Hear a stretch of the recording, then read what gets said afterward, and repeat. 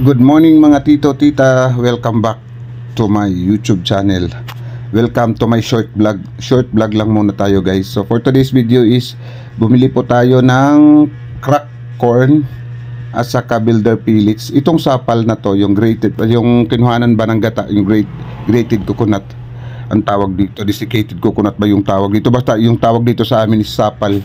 Palagi yan dinadala ng kapatid ko si Marites. Kagagaling niya ng merkado, sinasabihan ko siya na magdala ng sapal. So ito yung builder pellets, 4 na kilo. Tapos itong binubuksan ko naman is yung crack corn. Pinaghalo-halo ko sila guys. You know what guys, araw-araw yung mga manok ko nasa 5 kilo or 5 to 6 kilos na yung nauubos nilang patuka. Sino ba yung hindi mamumulubi? Tag 48 per kilo. Ayan guys.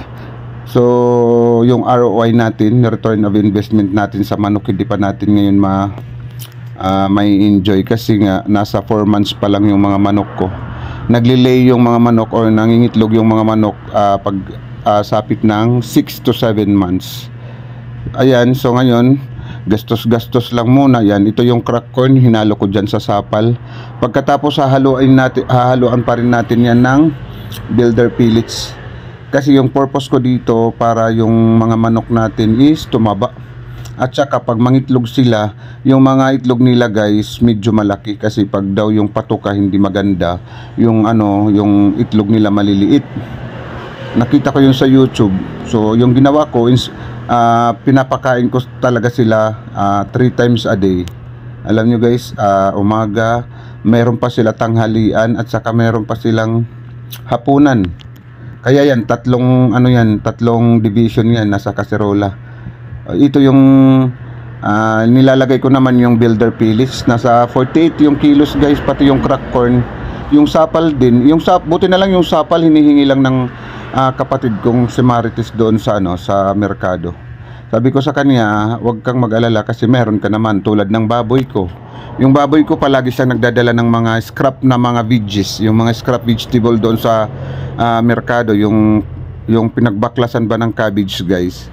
So nung mga naksilagring, so sabi ko sa kanya, binigyan ko siya ng isa. Para naman, kasi araw-araw kasi siya nagdadala sa sako-sako. Sabi ko sa kanya, syempre meron ka din reward sa mga binibigay mo sa akin. Ganyan tayo pag kung sino yung nakakatulong sa atin, magbibigay tayo din ng in return kahit kapatid natin, di ba guys?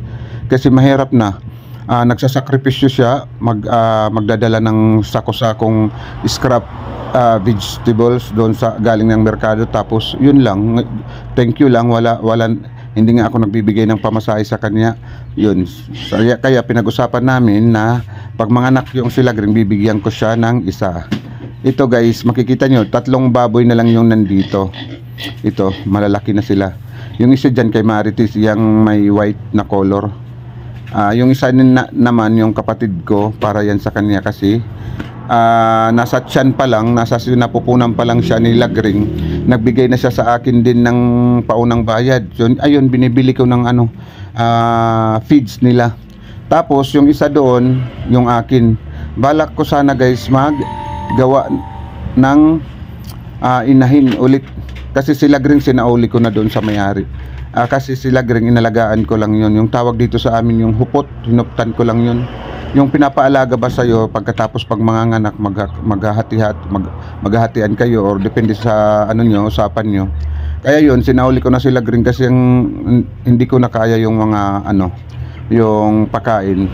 Pero napag-isip-isipan ko, sabi ni Aping, why daw na hindi tayo maggawa ng sarili nating inahin?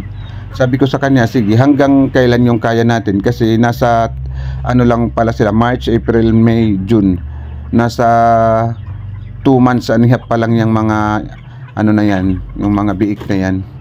So pagsapit din ng 7 months, maglalandi na yan sila, yung baboy. Gaya ng manok, itong manok na to nasa 3 months pa lang ata to. Kasi binili ko itong mga manok na to is March, April, May, June. Nasa 3 months pa lang din yung yung mga manok. Kasi magkasing edad sila ng ng mga biik. So paano yan mga tito-tita, hanggang dito na lang po. Maraming salamat po. Bye-bye.